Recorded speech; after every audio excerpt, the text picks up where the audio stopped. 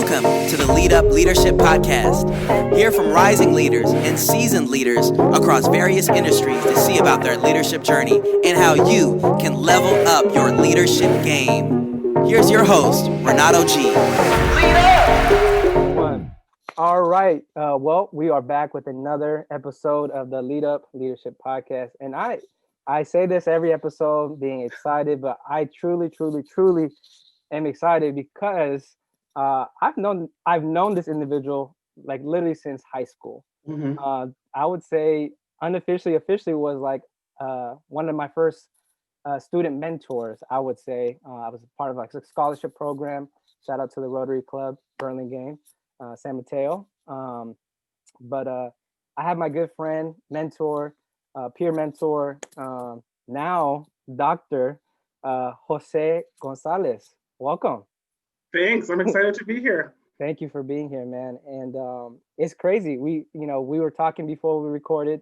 It's been a couple years. We can't even really recall when the last time we reconnected, but we've been in some ways keeping in touch through just social media, right? And different things. And that's right. But before I get into a lot of the questions I want to get into, can you give us a little bit of background, kind of a short bio? Who is Jose Gonzalez? Yeah, well, I'm excited to be here, and thank you for the opportunity to get to like talk about leadership. It's like one of my favorite things to talk about. So who am I? The first thing that comes to mind is, I'm a child of immigrants. I was born in El Salvador, came here in the late 80s during the Civil War, went to public schools my whole life, grew up in San Mateo in the Bay Area. So I went to, Turnbull Learning Academy, Burrell. Then I went to Aragon. So it was all my education there. My parents, are hard workers. That's like, without a doubt, that's where I learned the value of hard work and like what it means to be a hard worker. My mom was a nanny. She used to clean homes. My dad works at a bowling alley as like the mechanic in the back, right, with all the machines. Mm-hmm. I think that kind of sums up who I am. First generation college student. Yeah. Was the first one in my family to go. Having the immigrant experience, I was also the first in my family to become a U.S. citizen, and I remember that happened in college, junior year in college. So that's me in a nutshell. And my passion is education. I love when kids learn. Yeah. My favorite grades are like kindergarten, first and second. Yeah. My favorite. I think it's a really important grade. And I love teaching kids how to read. But now my focus is how can we have systemic change to ensure that kids don't fall through the cracks? Because I feel like we've been saying this forever, and it's still the status quo. Yeah. And so how are we really going to start changing things? And that's kind of like my drive for what I do now. That's great. And I love how you're bringing all this stuff up, because we're definitely going to touch on a lot of the things that you have mentioned. Yeah. I want to ask you two quick things, and then we'll kind of dive deep into some other questions. Yeah. As we wrapped up 1 year, 2020, a very heavy, long year for a lot of folks. Yeah. What is something that you took away from 2020? Maybe something you learned or something you experienced. And what are you looking forward to in this new year, 2021? Yeah. So 2020 was quite the year, right? And the biggest takeaway that it taught me is the value of like creative thinking. We operate with like a mission and a vision in mind, right? Like this is what we stand for. And it's very clear to people with what that looks like pre-COVID. Yeah. And so instead of asking ourselves, we can't do this because of COVID, it's more like, how do we honor our mission and our vision within COVID? Like COVID is just a barrier. We've overcome barriers all the time. Yeah. So what does our organization look like in these times? Yeah. And so we really had to adopt a model of, or a mindset of, not we can't do this, but more how can we do this and still honor what we stand for with all of these barriers still in place. Yeah. And something else with that is we need to be very crystal clear with what our values are. Yeah. Because once we honor those, it's going to guide us, regardless if COVID is here, regardless if they're not. So if folks have different interpretations of values, that's when collective movement is going to be really challenging. And so you lean on your values for that guidance, and you ask yourself, what does this look like now? Not this can't look the same anymore. Yeah, that's good. Yeah, and so what I'm looking forward to in 2021, you know, I've thought about this a lot, is we have learned a ton of like how we can be more efficient. We've learned a ton about how to take care of people. And I'm excited to see how can we take these learnings from COVID and continue some of the work that we're doing that we've learned and we have gotten really good at. Yeah. I don't know what that means, but I'm excited to see what's to come. Yeah. That's good. I love how you're talking about in 2020, honoring such a powerful word. I think sometimes it can get misused or not used enough because we might not truly understand what it means. And in some ways, you know, 2020 exposed and revealed what our actual values were, right? Or what values we say that we believe in. But truly, when, you know, things hit the fan, that is truly not what we value. So I love how you talked about that. And really what got me excited in some ways about, you know, how things, you know, really around the world were changing right before our eyes. You know, even to this day, they're still changing. And being in education, right? I see how education is literally being flipped on its head. And and there was already so much talk about education changing, but it's here now, and it's like, all right, we're trying to figure it out. We're trying to see what the future of education across the board is going to look like. And so I'm excited to kind of dive deeper into that. And speaking of education, when we first met, I think I was like starting off in high school. You were wrapping up high school, getting ready for college, and you ended up going to Cal, right? You got your bachelor's, and then you got these, I don't even know, all these other degrees. But talk to me. I kind of joke around with that, but talk to me about your educational journey and why you decided to pursue these various degrees, and maybe share, you know, what each degree kind of meant for you. Yeah, that's a good question. So college wasn't even on my radar. I remember that, you know, if it wasn't for the San Mateo Youth Foundation, like that organization that, you know, that we participated in, I didn't even know Berkeley was a city, right? I didn't even know Berkeley was across the bay. So I'm just like, okay, I heard this is a good school. Let's see. Let's just see it if we get in there. And so I happened to get in there, and my focus was, I want to be a lawyer. I want to be a lawyer. I want to be a lawyer. That's right. Yeah. And part of that was, you know, you go to college and there's some parental expectations, like you either become a doctor or you become a lawyer. And given the struggles with immigration, I was really driven to do like immigration law. And so I knew what I wanted. I wanted to go and major in political science, go to law school and all of that. Politics is still really interesting to me. And so I decided to do that. But right after, I got a job at Boys and Girls Clubs. That's right. The Peninsula. And so that's where I got my first taste of what youth development felt like. And I met an extraordinary school principal. And I remember she was the first Latina I ever met who had a master's degree. Wow. She has 2. She came to the United States when she was an adult, learned English, worked her way up, from Venezuela, and she's just like this amazing person. Yeah. And I call her my tia. She's now my tia. Yeah. She's like involved in my life. Yeah, of course. And she gave me a really good taste of what education was like. Yeah. And I remember her telling me, as a Latina who has 2 master's degrees, she says, you need to display your credentials. Hmm. And I wanted to know a little bit more about like what she What do meant you by mean? that. Yeah, And right. she's like, just display them so the doubt is not in people's minds and they can focus on what you're saying. Wow. And that was like the first time I was like, wait, what? Like, I wouldn't even doubt her. She was Yeah. this like amazing person to me, but it was the reality. That was her reality.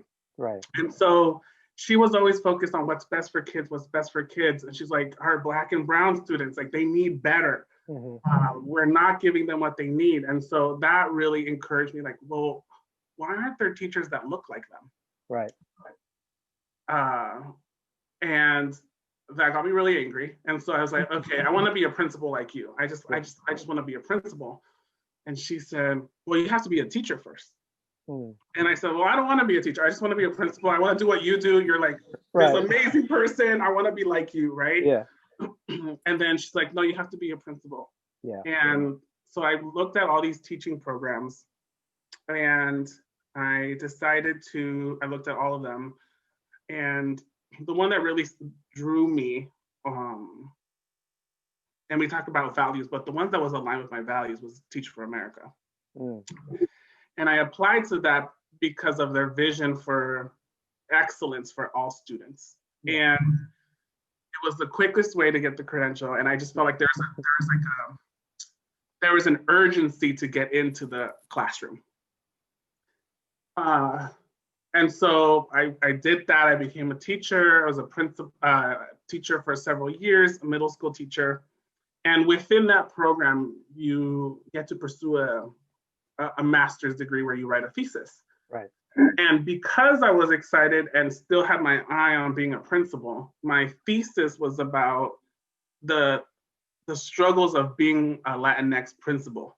Mm. And the reason I did that was because I wanted to know the good, the bad, and the ugly before I stepped into that role. It was almost like, let me know everything before I step in. Mm-hmm. And one of the things that this principal told me, she always told me, you don't say no to the opportunity, but you ask questions.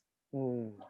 And so for me, the thesis was the asking questions part. Right.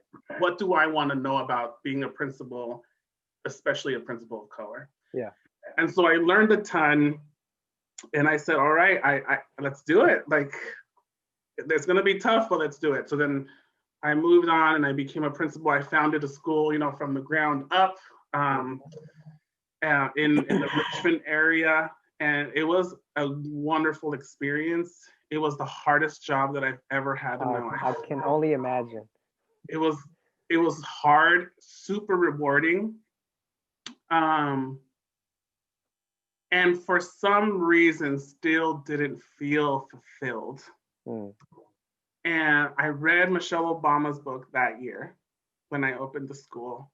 I remember it was January.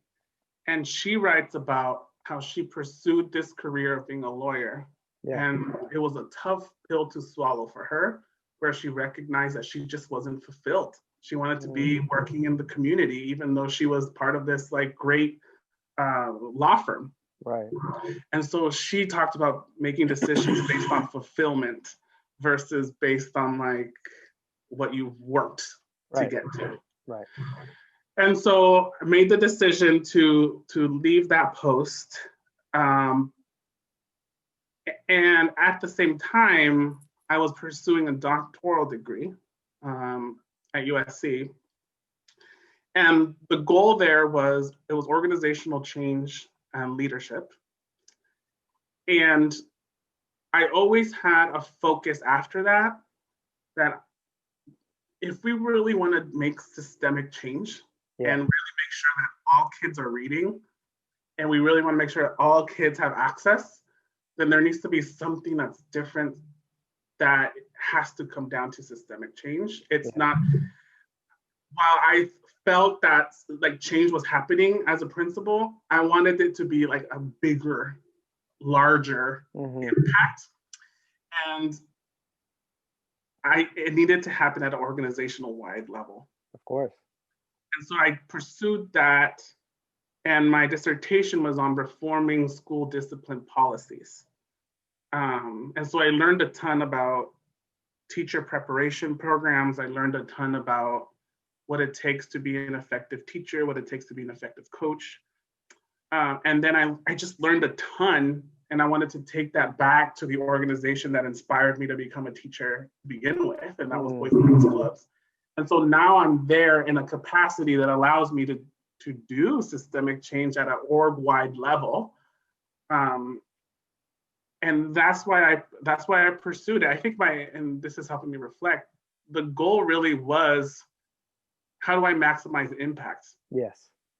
And in order to do that, I needed to have a solid understanding of how things work right now. Yeah. Because if I want to change it, I need to change it from the inside. But I need to know first why it works the way it works. And I thought that pursuing a degree in organizational change would allow me to figure that out. Yeah. So that was part of the reason why I pursued those. At the same time, there was also like another aspect of like imposter syndrome that was just like, look, I'm trying to be at the table. Yeah. And like that principal said to me, make sure you display those things so that they don't question what you know. Yeah. And I'm in an organization that I love now, and they encouraged like learning. And so now I'm pursuing now a certificate in executive coaching. Okay. And really the goal there is, there's a lot of leaders making decisions. Yeah. Everywhere. Yes. And there are foundational beliefs, deeply held values, self-limiting beliefs that drive certain leadership behaviors. And so if you can't identify those, you're not going to be able to make a change. Right. So really the coaching is, let's coach leaders, because that's who are making decisions and impacting everybody. And so my goal is to create access to executive coaching to leaders who typically don't have access to that. Because I didn't even know executive coaching existed until like 2 years ago. Can you share a little bit what exactly is executive coaching? Yeah, so it's about thinking about how your leadership is impacting your performance.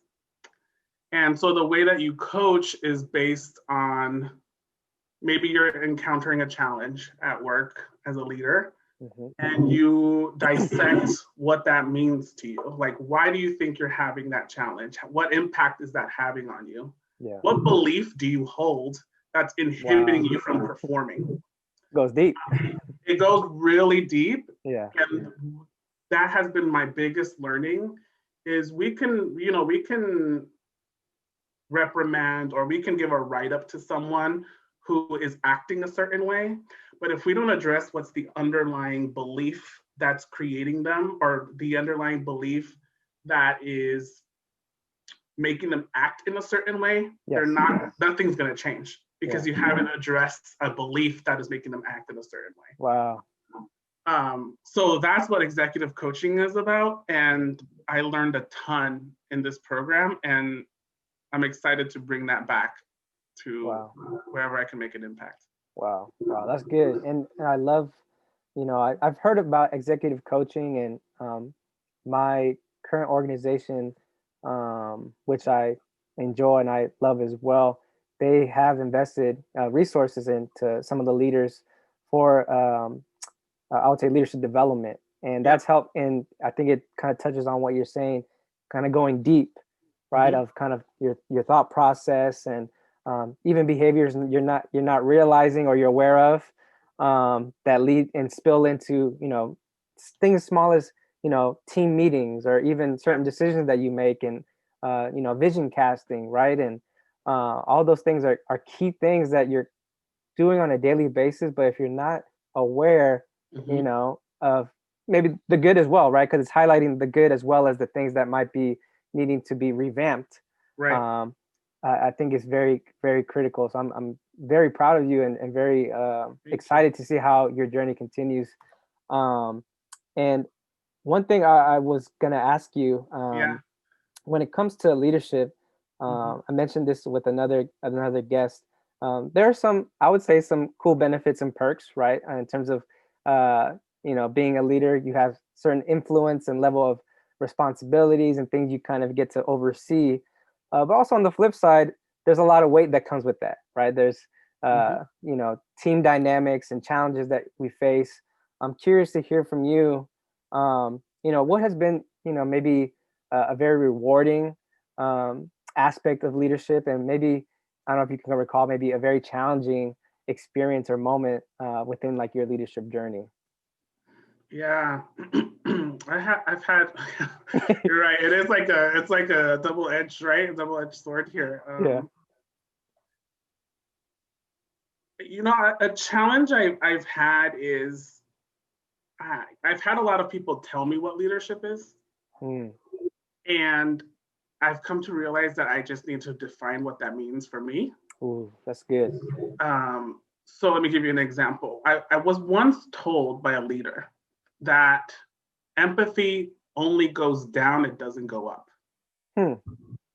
Um, and I believe that at some time, at some level. Yeah. It's like, as the leader, you are charged with taking care of the people that are under your care, right? I think that's ultimately what a leader is. Your people are under your care. Yeah. And so empathy goes down is what I kept hearing. And first of all, that just sends the message that leadership is a hierarchy, which it's not, because if you have influence in whatever position you have, Yeah. you're a leader. So like Correct. that sends the wrong message. Yes. Um, and what I have seen is it is very possible for leaders to get empathy from Hmm. folks. It doesn't just go down. Yeah. It is a two-way street, and you're that much more effective Wow. when it's a two-way street. Um, so that I think that has been my biggest learning, and I refuse to believe otherwise. Yeah. That's so good. I love that. Two-way street. It's so true. So true.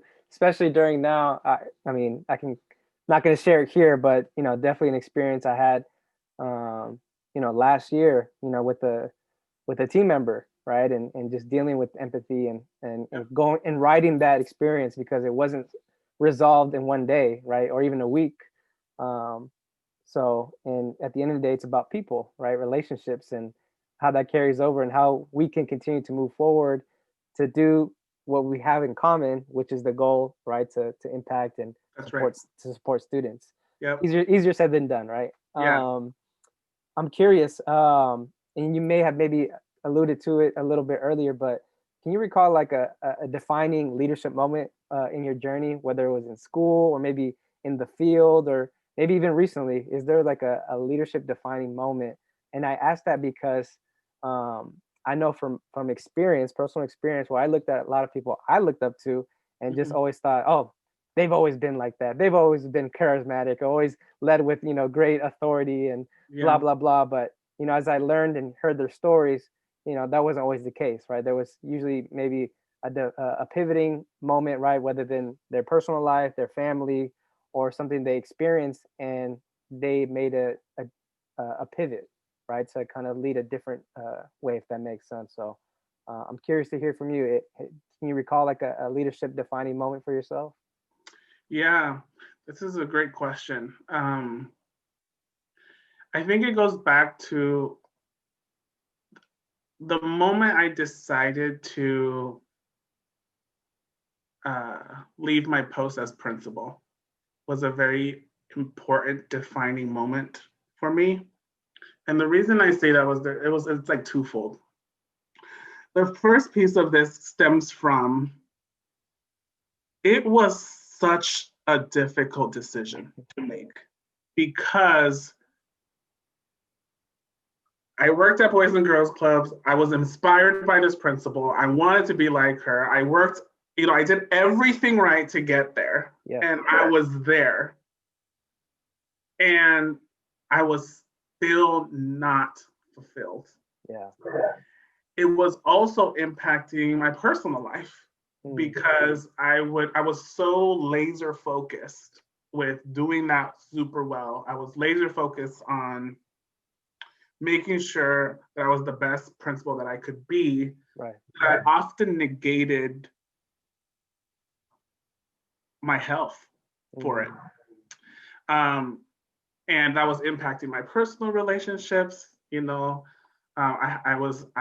engaged. Like, I want to make sure that continues, right? Like, I want to, there's a lot of things, and I didn't realize that seeking fulfillment is a very valid reason to not stay somewhere. Yeah. Or to go somewhere else. Yeah.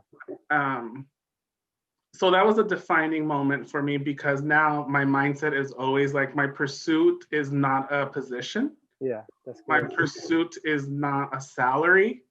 My pursuit is ultimately fulfillment. And it took me a long time to figure that out. That's so good.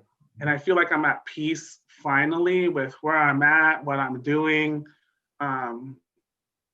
My family is in a better place because of my own pursuit of fulfillment.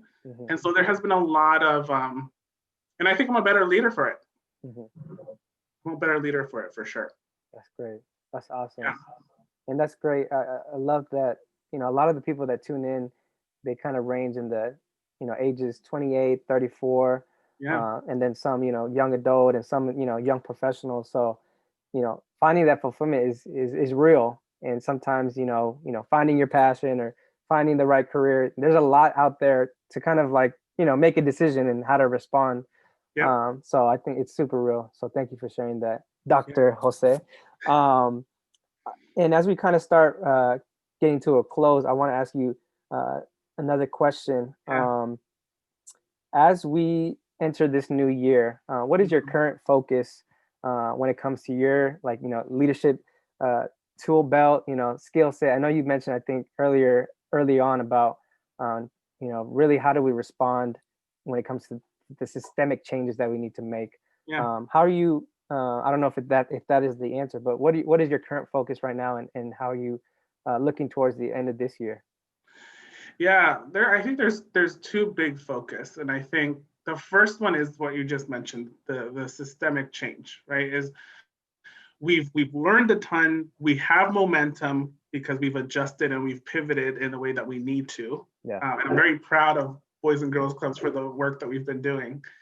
And so the focus now is, I see the end of, like the light at the end of the tunnel, right? Like the vaccine is out. We hope that things are going to get better. And so now, what is that pivot going to look like? What is that change going to look like? What are we keeping from our learnings from COVID? What are we not keeping?